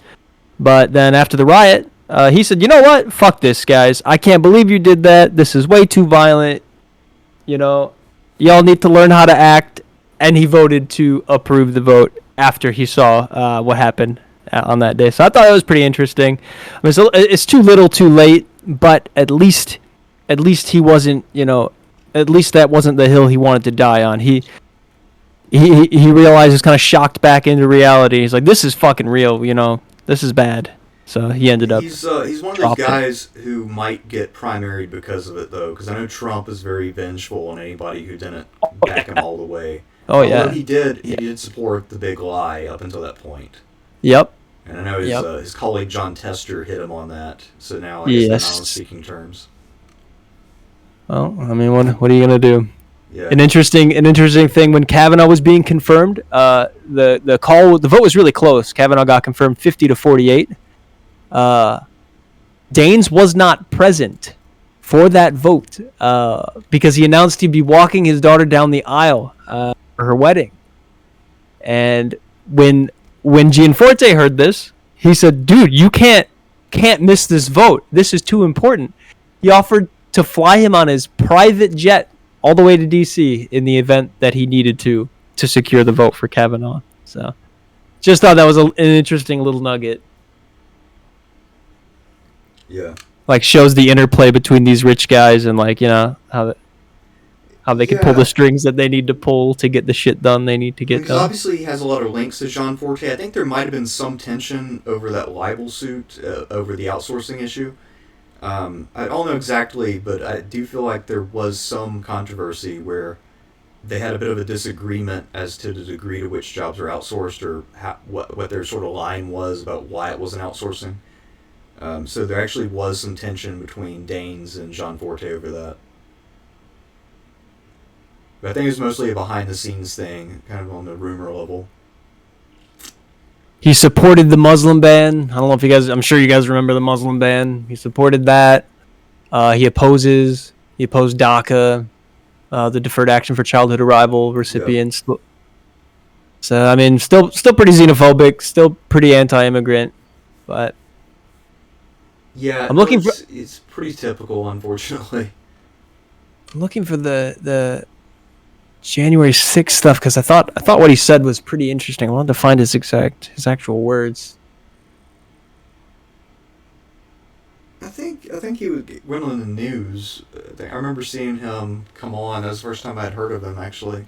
Oh yeah. Yeah, I think there's a good chance he'll get primary just because of his stance on January 6th.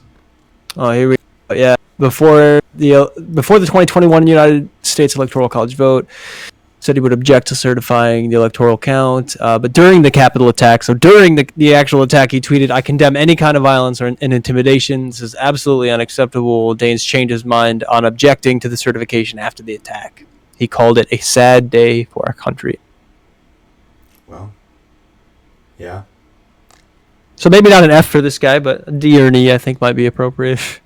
I mean, just based on corruption alone, he has to be a failing grade. Because, clearly you don't raise the kind of money that he raised, without something going on. And also, this guy was involved in outsourcing. He clearly is going to continue to support that. He tried to lie about it. He tried to sue people for hitting him on that. I mean, to me, he's still an F. He's not as much of an F, but he's still an F. I think it's important. I mean, I guess I don't think it's that important if I didn't want to bump up Gianforte for apologizing. But I think it's important to have those shock back to reality moments. I think those are really healthy. Yeah. And he had a come to Jesus moment, so I want to give him some credit for that. But yeah, if you don't want to bump him up, I don't blame you. I mean, he's still a failing grade, but he certainly does make things worse. He definitely isn't helping anything, but he isn't actively as malicious as fucking Rosendale and Gianforte especially. Yeah, him and Gianforte were both frat bros. That's a minor point, but they were both frat bros. I don't think Rosendale was.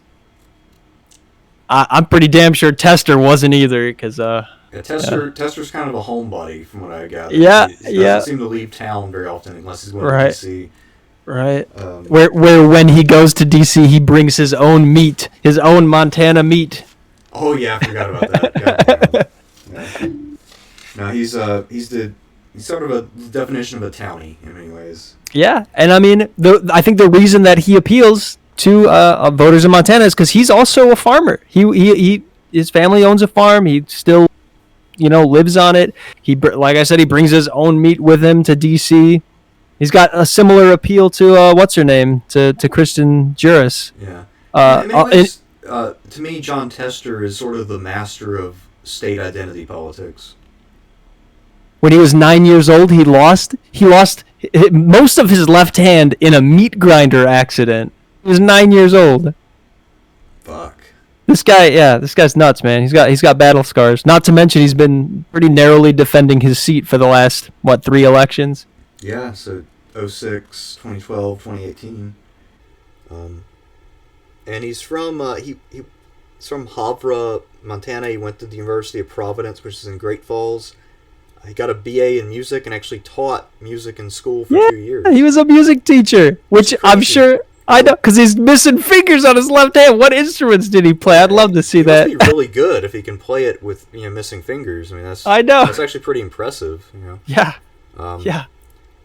But I guess he gave up on that. I think because he said the schools were underfunded, so he went back to his family farm for a while, worked in the butcher shop despite, what you would think would be a crippling psychological fear, but apparently he got over that. And he started working on the school board at one point. Also, his family farm, he took it over with his wife, and they went organic in the 80s. So there's a classic. Good chance if you go to an organic place that a few of the products there might be from John Tester. Classic liberal bullshit, man. Organic stuff is crap. Organic. Organic stuff is crap. I might support corporations, but hey, I'm organic, so I'm just like you. Yeah. I share your values.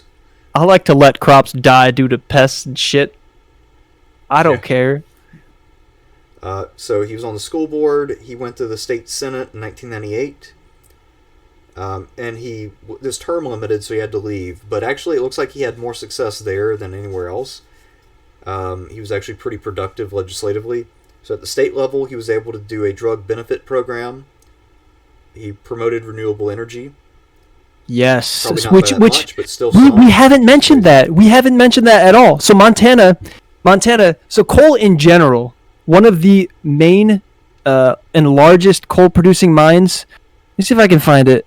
I know I had this a second ago. The three regions producing the largest amount of coal are the Powder River Basin of Wyoming and Montana, the Appalachian Basin, yada yada. Okay, so this Powder River Basin, one of the big political stratifications again was between some of the more unionized liberal coal miners and then the conservative farm owners and landowners and some of the rich, wealthy transplants. Well, apparently in 2018, and for the last 40 years for that matter, coal mining decreased to 755 million short tons, and American coal consumption reached its lowest point in nearly 40 years.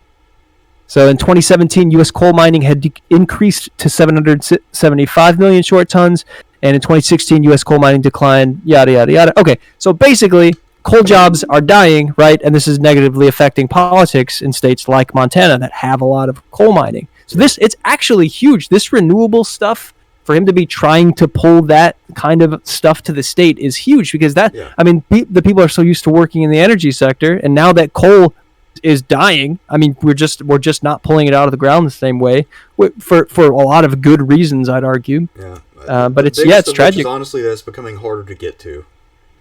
Yeah, that's one of them, and then we're moving more towards natural gas now because it's a little cleaner, and it's just I don't know. But I thought that was super interesting. Montana shares one of the largest coal production sites in the U.S. I remember learning about that. It's been about 10 or so years, because I remember when I was living in Kentucky, there's still a large... Kentucky too, yep. So there's a large perception that Kentucky mines a lot of coal because it used to. It did, because it did. Now, yeah, exactly. But right. When I was there, as recently as 2013, in Lexington, there would be cars driving around with bumper stickers supporting coal mining and talking about how we need to keep mining. And they want to bring it back because there are a lot of retired coal miners, right? Yeah, although, I mean, the problem is the reason why... Not retired, but they're out of work. Yeah, the reason why they quit mining for coal in Kentucky is because they fucking mined it all already. Yeah. It's not that they just quit. I mean, it's harder to get to, but there's still, even in Kentucky, I bet the's still some there. You just have to spend a lot more. Yeah, you just have to spend a lot more to get to it. A cost efficiency issue. Yeah. If you have to expend a bunch of energy to get energy, that's not really productive at a certain point. But yeah, it's amazing how strong the coal identity is and how people still perceive it as being a Kentucky, West Virginia thing, when in fact, for years now, Wyoming and Montana have outproduced Kentucky and West Virginia in terms of coal. But even there, even in those places where they are still, out producing Kentucky, they're still seeing a steep decline in the jobs. Not to mention the public perception of it all.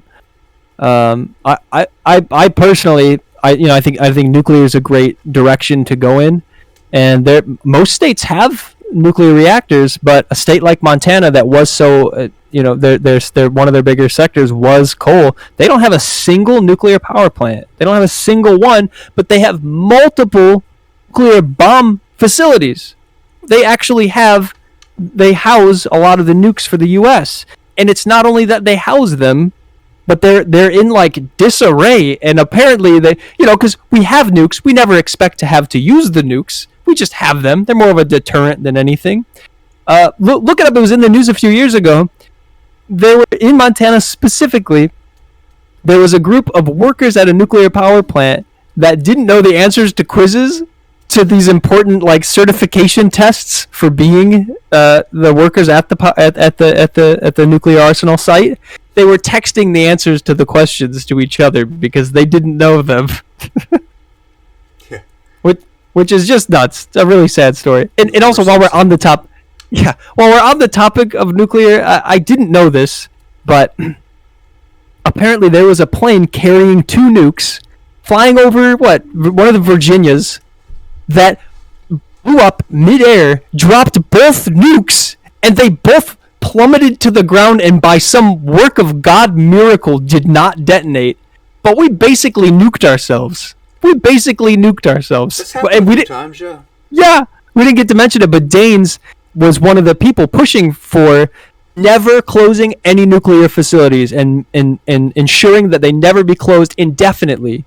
Obviously, there could be legislation passed in the future, but it's just nuts that nuclear energy isn't on the table in a state like Montana, but they've got multiple nuclear arsenals. Like it's so sad, and it emphasizes to me how their priorities are kind of in the wrong place, or at least on this side. Well, when it comes to people talking about nukes, I feel like the discourse on this, as the Cold War has faded from memory, discourse has gotten far stupider. I think it might have been Trump, or it was somebody who said we could wipe out Russia in the blink of an eye, and they couldn't do anything about it, without understanding that Russia also built a shit ton of ICBMs. Of course, that are trained at us. Right. Just the stupidity of that statement. Especially because all the people who make these kind of statements are old enough that they grew up in the Cold War. And they were raised on those duck and cover videos and all that shit. I don't know how they don't understand this.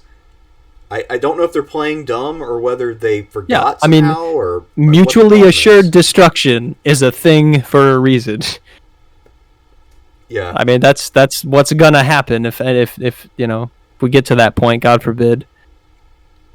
Yeah, I don't understand how these people are ignorant of the fact that nukes are dangerous. It's mind-boggling to me that you have to explain this to another adult. Yeah. Anyway. Anyway, let's see. Tester, I guess I would say probably his best period of public service was at the State House, though. Or State Senate, I mean. I think definitely some good stuff there. Than he did nationally. And that's got to be why they sent him to D.C., because they're like, oh, you did a great job here, now go off. Also, he was term expired, but anyway, he also claims he had an historic increase in public school funding, which a lot of the Republicans who entered office after he left that office, including the representative guy, a lot of them were sent to the state capital in Montana to fight public spending. So a lot of that actually came from Tester. So Tester inspired a generation of Republicans. Oh, wonderful! Wonderful. So because we like our Montanans believing the Earth is 6,000 years old and we ran around with dinosaurs. Yeah. I remember my sisters went to a school that had a lot of religious teachers in it, and they taught the students that condoms are only 65% effective, which is a bullshit statistic. Yeah. But anyway, so he's interesting because he's super pro-gun again, which could be expected because, you know, Montana. But also, he sounds more libertarian than I mean, he's a centrist Democrat. He's I think ranked the third most moderate Democrat, and I'm sure number one is probably what's his name, fucking Manchin. He's considered a moderate Democrat not only for the gun thing, but also he was anti-gay marriage for a long time. He's come around since, but the reason that he came around wasn't like that warm-hearted, feel-good, like, you know, they're gay people are people too, they deserve to get married. No. He framed it as a government overreach issue. So he's sounding like more of a libertarian than anything, which that's what I would expect. I would expect that from Montana, and I would expect them all to be fucking potheads, like Denver, you know, like Colorado. It's interesting too with Tester. I mean, he clearly has a different brand than someone like Hillary Clinton, because with Hillary, when she came out for gay marriage, she literally looked at a poll where the support tipped over to 51% in early 2013. The day that happened, she came out as pro-gay marriage. Jesus. She was just waiting on that percentage, and then Obama did the same exact thing. Both of them came out at I forgot about that. Yeah, you're right. I forgot about Obama, too. Yeah, Jesus Christ. What was funny to me, looking back on that issue, is that in 2016, they tried to hit Bernie as not being pro-gay enough, even though he was for it in the 90s. Right! And then Bernie! Yeah, it's a fucking insane double standard, but with Tester, I'm not surprised he tries to frame it in a libertarian way, because that way he can be a manly defense of gay marriage. Yep. I don't want government in my business. If I want to fuck my best friend, I'm going to fuck my best friend and keep the government out of it. Yeah, none of their business. What me and Steve do is up to me and Steve. Might not get married, but, you know, maybe we will. Grind meat together in more ways than one. I'm not going to let Obama stop us. I'm bringing my own meat to Washington, so to speak. Yeah, so also it's interesting to me his framing of himself. He calls himself your grandfather's Democrat, so he's trying to basically pose as a New Dealer, which he is not. He's pro-gun, which I guess, most of the Democrats back then were, it was a split issue. It wasn't a party thing for a long time. He's against big business. That was an actual New Deal Democrat stance for the most part. He calls himself a prairie pragmatist. Now, that's problematic for this reason. Prairie pragmatists, or people who were prairie-style Democrats, those would be William Jennings Bryan type politicians. People who were very much for the working man. Now, Bryan was also very socially conservative, even in his own time. He was the guy from the Scopes Monkey trial, who was... oh, shit. But he also, before that, ran for president as one of the most progressive candidates ever. Because if you look at his economic stances, he's not at all like that. So, I mean, prairie pragmatism is a very complex thing to try to tap into. It's not something that Tester represents in any way. It's a weird legacy for him to try to tap into because he's not Yeah. socially conservative. He's not economically liberal enough. It doesn't make sense at all. Well, he was relatively socially conservative. But not like Williams Jennings Bryan. Yeah, right. Because Bryan was really into it. He wrote a book. I forget the name of it now. Something about winning over the rural voters. Like, he is fully aware that it's going to be work for him to try to win over the people in his state. But I think that I think he's got some advantages, and I think people like him are really important because he is he's a farmer. He grew up there. You would expect him to be more conservative, but he can still reach these people because he does understand their day to day. He does understand what it's like to live, on a ranch or on a farm. I think people like him are super important. Now, I don't know. I didn't look much into who he takes money from, but he does get a fuck ton of money, like $3 million from retirees. Yeah, like I said, most of the retired money is rich people. That's what that means. Lawyers. But I think people like him, they're our only hope, man. If we're gonna avoid self-destruction. Here's the thing, though. The problem with John Tester is he's basically a less prominent version of Joe Manchin or Kirsten Sinema. Except less stupid. I think he's less stupid. I really do. He's less stupid, but I mean, also a lot of it is he doesn't want to be as high profile because he's raking in money. So you look at his votes, and then you look at where he got donations from, and this guy, when people advertise themselves as conservative Democrats and they get a lot of money, that's code for I can be persuaded by donations. So if I get more money from the liberals, I go that way. If I get more money from the conservatives, I go that way. That's how John Tester works. John Tester is there to take money. He's doing the next Baucus, but he's not doing it as prominently. I mentioned all the renewable energy stuff and how it seemed like, okay, yeah, he's pro that. But yeah, February 2021, Tester was one of 7 Democratic U.S. senators to join Republicans in blocking a ban on fracking. Well, even before that, during the Obama years, he was one of the Democrats pushing for Keystone XL. Oh, fuck, really? Yeah, That's this guy, he's totally switched on renewables and oil and gas and coal. And because of that, I am doubtful as to how much impact his legislation at the state level actually had, unless he really did a switch, kind of like Sinema, who went from the Green Party to basically being the female Joe Manchin. But yeah, I mean, this guy's totally bought and sold. He's a joke. I mean, that's why I say if he could have stayed in the state Senate, maybe he would have actually stood for something and had a legacy. But you just look at his votes. Let's see. So at first, when Trump was more popular early on, 2017 to 18, he voted with him 31% of the time, and then stopped doing it, basically, after Trump started to fall off. He is ranked 3rd most conservative Democrat by voting. So, again, Manchin, Sinema, then you got Tester right after them. He voted against the $15 minimum wage amendment that Bernie Sanders put forward. He voted against the DREAM Act. In 2017, he said that Democrats should consider a single-payer system, but if you look at where he gets his money, I mean, he hasn't gotten a lot from healthcare yet, but because he's opened the money, you know damn well if that actually came up for a vote, he'd vote against it and say, I said consider it, not implement it. And there are a couple provisions I'm not going to name that I don't support, but we'll talk about it in the committee when we get back from recess. Because he's not safe. He's not safe in this seat. And I think you're totally right. I mean, he's going to need funding to win because they're going to keep attacking his seat. They're going to keep trying to run people against him. Well, yeah, he's easy because he's a Democrat in a mostly red state. I mean, but yeah, he doesn't really bring that much to the table for the left, if anything. I mean, because most of the key votes, he's not there. Also, he's a supporter of clean coal now, which is one of the dumbest fucking oxymorons in the world. Yeah, and it does nothing to stop the actual dangerous stuff from getting into the atmosphere. It still contributes to global warming. It just clean off some fucking other chemicals that lead to acid rain. That's good, but it's still coal. You're still contributing to global warming. It still defeats the purpose. Well, yeah. Also, a lot of times with sequestration, which is another thing he supports that's related to clean coal, basically you store the pollutants underground, and then they just eventually break out. And instead of having steady pollution, you just have a big wave of pollution all at once.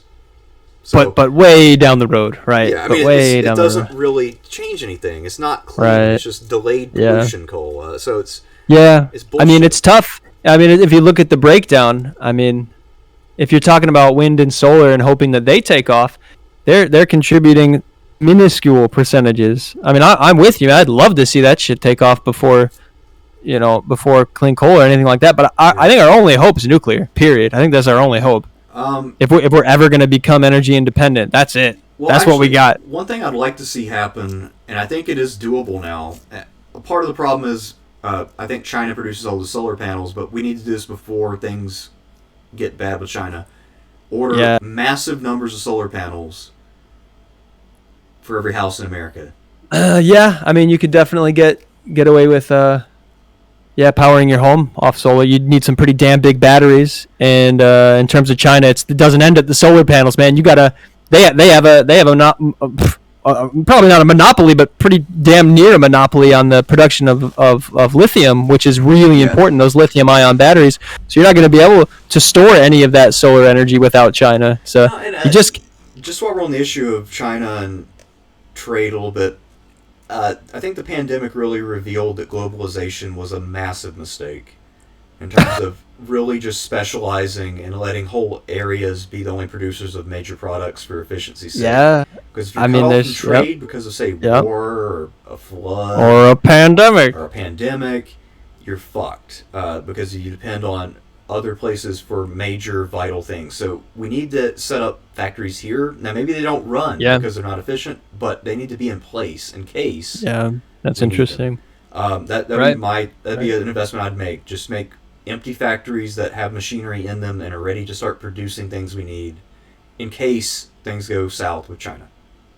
I mean, look at what happened to Russia when they started the war and then the sanctions hit. They had to turn to China or die. I mean, they had no way to sustain themselves on their own. They were dependent entirely on trading their oil for other products, and once they fucked that up, they were done. And Putin's still in a bad spot. So yeah, I mean, I think he personally is going to be fine. And you know what? The more I hear about it, I think he would be fine just having his own little North Korea. I think that's all he really wants. North Korea's got nukes. They threaten us all the time. But no one does anything about it. They got a shitty human rights track record, but nobody does anything about it. He's got so much money in crypto, dude. Him and his homies are going to be fine. Or Saudi Arabia. I mean, we kiss their asses and they get away with all kinds of bullshit, including sometimes funding terrorism.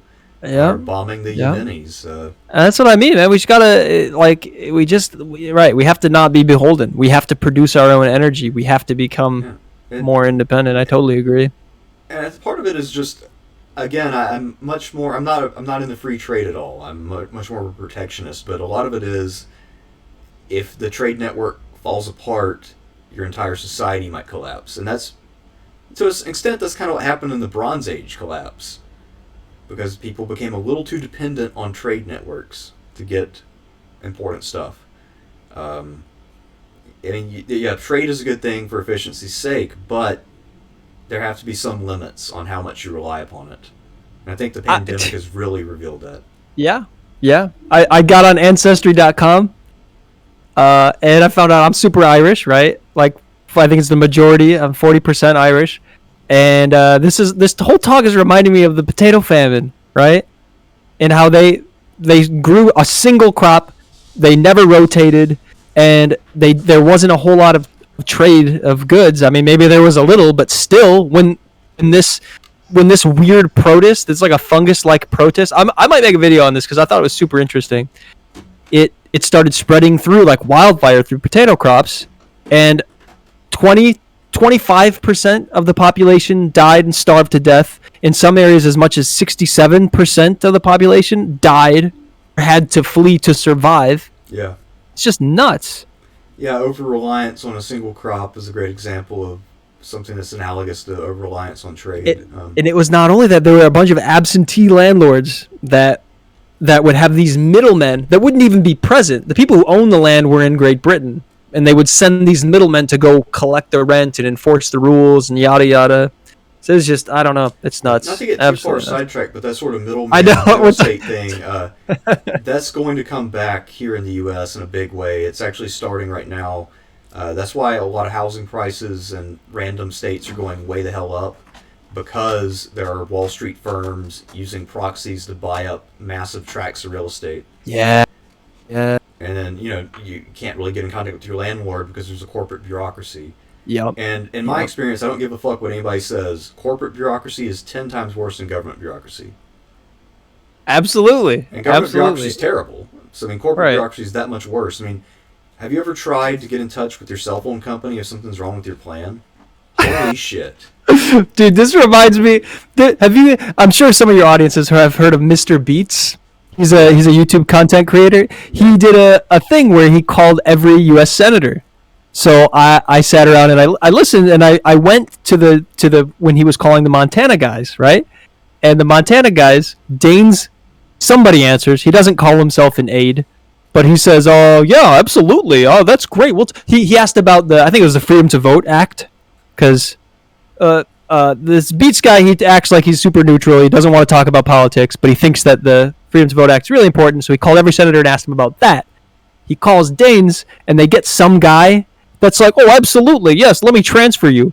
And he like puts him on hold forever, and then ends up going to voicemail. And it's like, yeah. In terms of corporate bureaucracy, I understand that's government bureaucracy. But then when he called Tester, he gets the same thing. He gets an aide. And once he tells them he's recording, they all get nervous and like tell him like, "Nope, you can't do this," and then they hang up. But she was like, "Oh yeah, Tester fully supports it. He's actually a co-sponsor on the bill, but I can't talk to it anymore." And then she hung up. Yeah. But yeah, fuck bureaucracy, and like that, it does suck. And you like calling these people that are in such high positions of power, and they have zero accountability to us. They don't even have to answer the fucking phone. Well, to be fair, now, especially because we have an enlarged Congress, it's become much less representative over time. Yep. And there are about 1 million plus constituents for every House member, and then the senators, each one has potentially millions of constituents. And then also because, especially senators are nationally prominent, they get calls from people outside of their district all the time. Yep. So, to be fair, it wouldn't be possible to respond. And I think that's a good case for expanding Congress to make it more representative. Yeah, add more. Oh, you should have heard when they called Tuberville. His voice, it went straight to voicemail for Tuberville. He's like, "Hey, it's Coach Tommy. Leave me a message. Let me know how you think I'm doing. I'm representing you. Have a nice day." Yeah. Everyone go watch that video, man. It was hilarious. Mr. Coach Beast. Tommy, that guy's a fucking idiot. All right, well, I feel that covers it. That covers it, man. man. Rank Tester real fast. Yeah. I'll leave it up to you.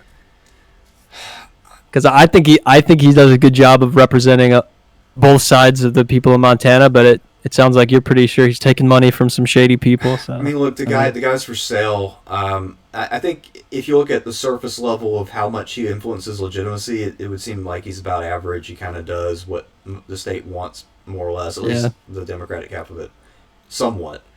But at the same time, it's very clear that he votes how he gets donations. And if you really were to look into his record, you'd find that out. And because of that, I got to give him an F. Because he's basically he's a less objectionable version of some of his colleagues here. Yeah. I'd give Manchin an F in a heartbeat. Oh, absolutely. So. Yeah, So I don't want to. Tester's just a more friendly version of Manchin, or even of the congressman here. What's his name again? Rosendale? Rosendale, yeah. So, yeah, that's basically what he is at the heart of it. And I feel like it's hard to believe in the promises of democracy if you know for a fact that your senator votes based on donations. Something you have no control over whatsoever. You can call, email, and sign petitions, and work in primaries, work on a campaign. You can do phone banking and all that shit. And all that will be undone in a second if some rich person opens up their checkbook and spends 2 minutes cutting a check and putting it in the mail. And so Daines is fucking rich to begin with. Gianforte is fucking rich to begin with. Daines understands so fundamentally that people in Congress, not all of them are rich. He tried to pass a bill that said if the budget is not balanced, Congress will not get paid. if the budget is not balanced, which is just nuts. Well, I mean, that's one way to play the fiscal conservative card without while guaranteeing that the bill won't pass. Right. So because there's no way these Congress people will vote for that.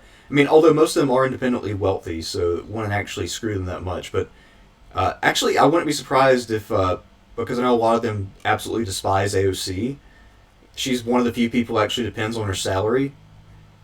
So I wouldn't be surprised if at some point they try that to fuck over some of the newer Congress people. Especially the squad members. Right, yeah, because they need it. Right. It's just such a dipshit thing to say. Whatever. It is. I mean, it's clearly just a flex. I mean, it's not serious. No one. Yeah. They're not going to do that. Yeah. Just like when they talk about, well, we shouldn't get raises if we don't do this correctly. Now it's time to vote on raises. All in favor? I thought you said you were against it. Well, I said in theory. You know, I mean that.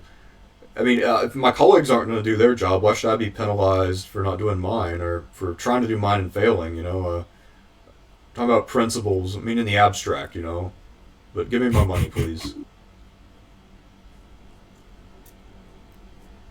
Alright, I think that basically wraps it up. Yep, that's it for Montana. What state should we do next time? I really want to do Michigan, but I think Michigan's going to be tough, and I don't think I could get it done in a month. Maybe, I don't know, but I think I'm pretty pro Michigan. If we could do it. Let's say Michigan. Tentatively, we'll say Michigan. All right, let me think real fast about what time frame that puts that video. So that'd be like April 20th. That might not work because I got a couple classes that are ending right around that time. So a lot of grading. Although I guess if I get started now, we can do it. I think I'll just have to get started early. You said April 420. Oh yeah, hell yeah. Actually, 420. We're gonna do Michigan. They just legalized recreational pot, so I think that's suiting. The calendar. But that's a Wednesday. Okay, let me check the calendar. See what day of the week. Wednesday. Also, that is my dog's first birthday. He will turn 1. Franklin, you met him, the corgi. Yes. Oh yeah, I love Frankie. Little Franklin. Yeah, so he'll be 1 year old. My Chihuahua wouldn't stop humping him. I apologize for that. He didn't know what was happening, so he still has not cocked his leg. He's almost 11 months now. He'll be 11 months tomorrow. He still hasn't cocked his leg, and neither is mine. Neither is our new one. Oh yeah, no, Franklin. He's very submissive to other dogs for the most part. Oh. I don't think those two things are linked. Because my dog also does not lift his leg, but he is an asshole to every other dog, everyone. Yeah. See, Franklin wants to be best friends with the other dog, and he's developed this new habit. I don't know if he did it when your dog barked at him, but he did it when one of my sister's dogs tried to fight him. He got scared and panicked, and then sort of cowered. And then as soon as it was over, and the other dog had been called off by a person or by another dog, then he'd start barking afterwards, as if he was standing up for himself. Yeah. When it's safe to do. Oh yeah, but luckily, one of my sister's dogs is used to dealing with puppies, and she basically is a surrogate mom for dogs. So she was literally standing over him and protecting him from one of my other sister's dogs. Oh. And she's the biggest of the dogs, so you know what she says goes. Yeah. Big mama. That's right. But anyway.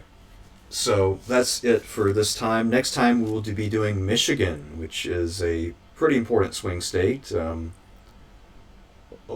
has a much larger influence on the country. It's a bellwether. Yeah.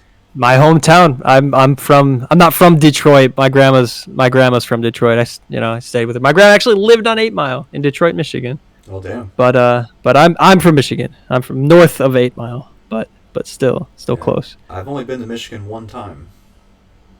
It was a For very what? brief visit.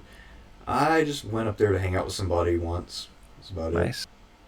It's a cool state. It's cool. It's really interesting, and it's one of those toss-up states. Yeah. No, it's an interesting place. We'll cover that, and then after that, maybe we can hit up a couple other interesting states, like maybe Wisconsin or something like that. My first the first video on my science channel is going to be out this week. So I sent you a link to that. If you could put it in the description. Again, the channel's on like philosophy of mind, kind of like neuroscience-y stuff. What's it called?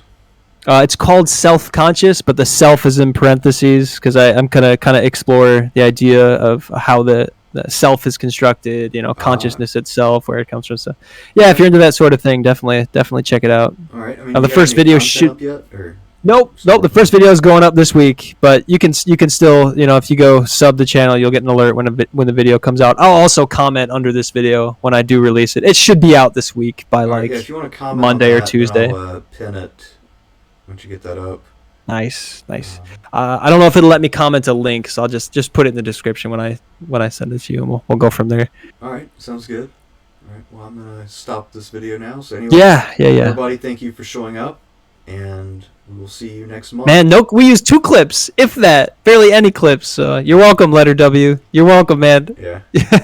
I guess I'm against using clips unless somebody's really interesting. Unless somebody gets body slammed, that's clippable. Clippable. If it was like the video of it, then that'd be different. But okay.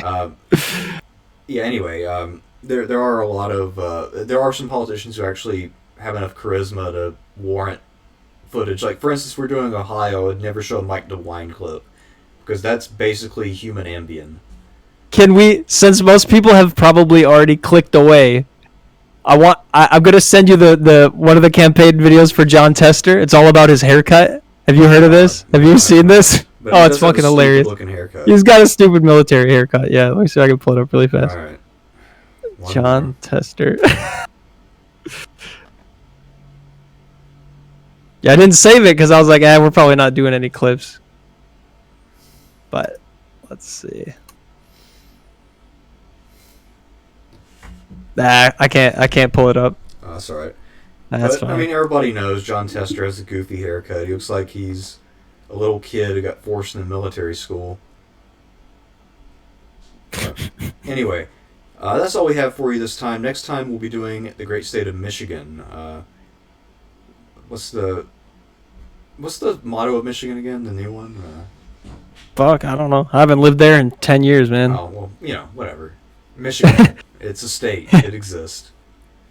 All right. Oh, I found it. I'll send it to you. You could put it somewhere else, or you can play it now. I don't care. Here it is. Okay. John Tester's haircut.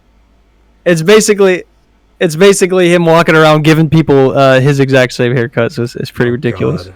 It's pretty ridiculous. Like he literally shaves some heads, man. He actually he changes people. Yeah, I can only imagine. Looks like he's put every major politician of the last... I mean, Bush... Oh, I'll pull it up on this other one. So it looks like he's got Bush Sr., Reagan, Bernie Sanders... Look around Montana and you'll see John Tester is catching on. Maybe it's because John Tester is a third-generation farmer who worked with Brian Schweitzer for cheaper prescription drugs and better schools. Or because of Tester's plan for affordable health care. Look at this guy. Or because he'll put an end to Senator Burns' kind of corruption and make the U.S. Senate look a little more like Montana. I'm John Tester, and I approve this message. I approve the haircut, too. Beautiful. Oh, God damn it. Beautiful. It's awful. All right, I'll let you go. I want to get back to the thumbnail real fast, because there's... Look around Montana, and you'll see... Give me the thumbnail, please, YouTube. Look around There's a way you can fish the thumbnail out. I forget what you got to actually type it into the code. Anyway, I saw a bunch, like, there was Reagan, I think I still have it on this, yeah, so Bush Sr., Reagan, Nixon, Hillary Clinton looking like she just lost, Lyndon B. Johnson, Obama, and then upside down Bernie. Yeah. Yeah, because it's must-see political ads, part 24. Yeah, so that must be a fun series. The channel, okay, not. Yeah, right. Yeah. Okay, never mind. I misread that. Okay. Well, anyway. All right, man. All right, so I will we'll get off here real fast. So anyway, everybody, thank you for joining us. Yes. And adios. See you next time. 420, y'all.